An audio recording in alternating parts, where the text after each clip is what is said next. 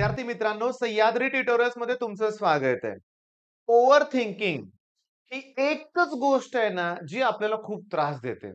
स्वतः आपण विचार करतो. नको त्या गोष्टीचा विचार करत बसतो आपण. म्हणजे सांगू तुम्हाला मी, आता एक छानपैकी इंजिनिअरिंग कॉलेज मिळालंय, की जे कॉलेज मिळवण्यासाठी की नाही, खूप मुलं धडपड करतायत. फॉर एक्झाम्पल सी तुमचं ड्रीम कॉलेज आहे. सी मध्ये मला ऍडमिशन पाहिजे. ओके. नाही मिळालं म्हणून तुम्ही उदास, हताश होताय.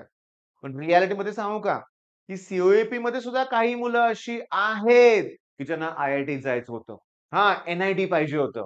नाही मिळालं. सी-ओ-ए-पी कॉम्प्रोमाईज करतायत. पण असं म्हणतायत, "सर मी पार्शल ड्रॉप घेऊ का?" बघा, अशी आहेत मुलं. फॉर एक्झाम्पल आणखीन एक कॉलेज घेऊया. आमच्या कोल्हापूरमधलं के-आय-टी कॉलेज. कालच मला एका स्टुडंटचा कॉल आला आणि तो स्टुडंट काय म्हणत होता माहितीये का, की "सर माझं ड्रीम कॉलेज वालचंद होतं." के-आय-टी चांगलंय. मी रुळलोय त्या कॉलेजमध्ये काही प्रॉब्लेम नाहीये. पण राहून सारखं माझं मन काय म्हणतंय, की "तू या कॉलेजसाठी नाही बनला. तू वालचंदमध्ये पाहिजे होतास. ते तुझ्यासाठी बेस्ट कॉलेज आहे." मग मी पुन्हा पार्शल ड्रॉप घेऊ का? असा मला प्रश्न होता. मी त्या स्टुडंटला किंवा तुम्हाला सगळ्यांना काय सांगतोय, पार्शल ड्रॉप तर मला बिलकुल आवडत नाही. नाही होत कोव्हिडच्या काळात लोकांनी पार्शल ड्रॉप घेतले होते, तेव्हा इंजिनिअरिंग कॉलेज सुद्धा ऑनलाईन होते. एक्झाम सुद्धा ऑनलाईन होत्या म्हणजे तुम्हाला कळालं असेल. तेव्हा त्या मुलांना जमलं होतं. आता एवढं ते ईझी नाहीये हे लक्षात घ्या. बरं, हा कुणाचा प्रश्न आहे, की ज्यांना कॉलेजला ॲडमिशन मिळालंय, पण नको मला याच्यापेक्षा बेस्ट कॉलेज पाहिजे होतं. ते ओव्हर थिंकिंग करतायत. तर महत्त्वाचा मुद्दा घेणार आहे आपण एच-एस-सी 12वीतली मुलं, ज्यांची बोर्डची एक्झाम आहे. यांच्या मनात काय ओव्हर थिंकिंग चाललंय माहितीये का, की मी अजून काही केलेलंच नाहीये. अभ्यासाला सुरुवातच नाहीये. माझा अजून एकही टॉपिक झालेला नाहीये. होईल का? कसं करू? काय करू? मी तुम्हाला सांगू का? ओव्हर थिंकिंग नाही करायचं. प्लॅन तयार करायचा. तुम्हाला सांगू का? तुम्ही तुमचा सिलेबस छोट्या-छोट्या स्लॉट्समध्ये डिव्हाईड करा. हां. मग त्यात डेफिनिशन, डायग्राम, डिस्टिंग्विश. 10th स्टँडर्डला एक पुस्तक आहे बरं का. त्याचं नाव आहे 21 अपेक्षित. पुस्तकाचं नाव काय सांगा? 21 अपेक्षित. वापरलं असेलच तुम्ही. मला पण 10वी ते पुस्तक खूप आवडलं होतं. का माहितीये का? की टॉपिक वाईज झंझटच नाही. सगळे एका वाक्यातले प्रश्न एकत्र, फिल इन द ब्लँक्स एकत्र, डिस्टिंग्विश सगळे एकत्र मजा यायची अभ्यास करायला.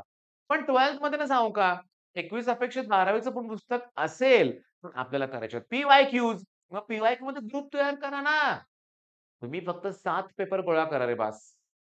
2021 सप्टेंबरचा एक पेपर आहे. त्या दिवशी ना त्या वर्षी कोव्हिडमुळे दुसरी एक्झाम झालीच नव्हती मेन एक्झाम. पण 22ला 2 एक्झाम झाल्या. 2 म्हणजे कुठली? एक मार्च मधली आणि एक रिपीटर मुलांची. ओके किंवा क्लास इम्प्रूव्हमेंट करणाऱ्या मुलांची. मग 22चे 2 पेपर, 23चे 2, 24चे 2 आणि 21चा 1. 7 क्वेशन पेपर. मी तुम्हाला सांगतोय हे क्वेशन पेपर अगदी परफेक्ट करा.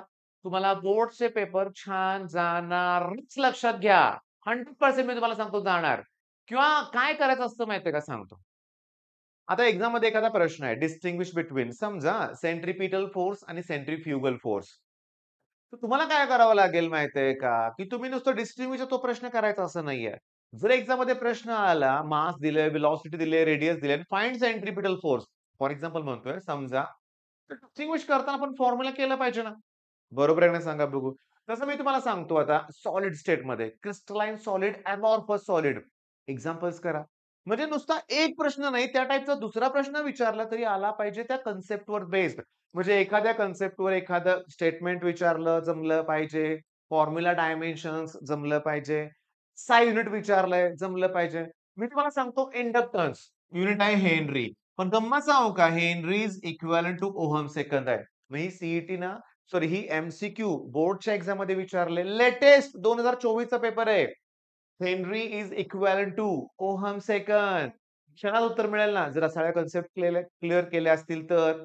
म्हणजे काय माहिती आहे महत्त्वाचा मुद्दा, की माझा खूप अभ्यास राहिलाय. मी होईल का? मला करेल जमेल का? हे ओव्हर थिंकिंग नकोय. जमणार आहे. आणि कसं जमणार आहे? माझ्याबरोबर अभ्यास करून. मी तुम्हाला सांगतो डे 1 आणि डे 2 बघा मी डे 1 लिहितोय इथं आणि इथं लिहितोय डे 2. या 2 दिवसाचे टार्गेट्स मी दिलेले आहेत. YouTubeवर आपले अपलोड झालेले व्हिडिओ चेक करा. तसं मी तुम्हाला अगदी जवळ-जवळ 40 ते 50 दिवस रोज टार्गेट देत जाईल. कधीतरी क्वचित एखाद दुसरा दिवस मिस होईल. पण 2 महिने तसं टार्गेट एकाच महिन्याचं आहे. पण समजा मी 40-50 दिवस तुम्हाला टार्गेट दिले. रोज मी 5-5 मार्काचे प्रश्न तुमच्याकडून क्लिअर केले, तर जवळ-जवळ 250 मार्क्स ते 300 मार्क्सची सिलेबस तुमचा कंप्लीट होईल. कोणते प्रश्न जे परीक्षेत येतात असेच प्रश्न असणार आहेत ते. मी तुम्हाला सांगू का? मग असं असताना काळजी करू नका. खचून जाऊ नका. तणावात राहू नका. डिप्रेशन नकोय मला. बरं तुम्ही म्हणाला, "सर ही बोर्डची प्रिपरेशन, सी-ई-टीचं काय?" अरे मी आत्ताच सांगितलं, की तुम्ही जेव्हा प्रश्न करता त्याचा वापर तुम्हाला सी होतो. फक्त तुम्हाला ते जमलं पाहिजे विचार करायला. आणि केमिस्ट्रीमध्ये मी तुम्हाला सांगू का? बरं आपले क्रॅश कोर्सचे व्हिडिओ बघा ना फ्री कंटेंट. ॲप डाउनलोड तरी करा. आपलं ॲप जे आहे ते प्ले स्टोअरवर सह्याद्री ट्युटोरियल्स आहे. त्यावर फ्री कंटेंट भरपूर आहे. तिथून कळेल तुम्हाला अभ्यास कसा करायचा आहे ते. झालंय काय मी तुम्हाला सांगतो ऑलरेडी काय झालंय उत्साहाच्या भरात तुम्ही वेगवेगळे कोर्सेस घेऊन बसलेला आहात. ठीक आहे. जे जे कोर्सेस बेस्ट आहेत. त्याच्यानंतर होतंय काय? पण तुमच्या एक गोष्ट लक्षात येत नाही. तुम्ही कोर्स पर्चेस करताय. ओके. तो YouTubeवर तुमचा आवडीचा जो शिक्षक असेल त्याचा तुम्ही कोर्स पर्चेस करा. त्यानंतर बऱ्याच मुलांचं काय होतंय, की वेळ द्यावा लागतो तो दिला जात नाहीये. आलं का लक्षात मी काय सांगतोय तुम्हाला ते? वेळ द्यावा लागतो ते तुमच्याकडून होत नाहीये. वेळ द्या. द्या वेळ लक्षात घ्या. अभ्यासाला वेळ द्या. व्हिडिओ पटकन बघून माझा कन्सेप्ट क्लिअर होईल असं नाहीये. टॉपिक्स अवघड आहेत. तुम्हाला प्रयत्न करावे लागतील आणि सगळ्यात महत्वाचं टेस्ट. मी तुम्हाला सांगतो अगदी कुठलाही फिजिक्सवाल्यासारखा जेईई किंवा नीटचा कुठलाही कोर्स असू दे, नाहीतर एम-एच-टी, सी-ई-टीचे कोर्सेस असू दे. ज्यांनी जो कोर्स लॉन्च केलाय ते टेस्ट घेतातच. तुम्ही देत नाही बरेच मुलं टेस्ट. टेस्ट दिल्या तर तुमचा रिझल्ट लागणार आहे मी आत्ताच सांगतो. टेस्टचा परफॉर्मन्स कमी जास्त होऊ दे. तुम्ही हिम्मत ठेवून टेस्ट द्या. अभ्यास करून टेस्ट द्या लक्षात घ्या. हिम्मत म्हणजे मला काय घाबरतात. माझा अभ्यास झालाच नाही अजून, कमी स्कोर होईल. मग ही भीती, हे ओव्हर थिंकिंग आपल्याला खाली घेऊन चाललंय. नकोय ते आपल्याला. नकोय. एखादा बिझनेस करायचाय.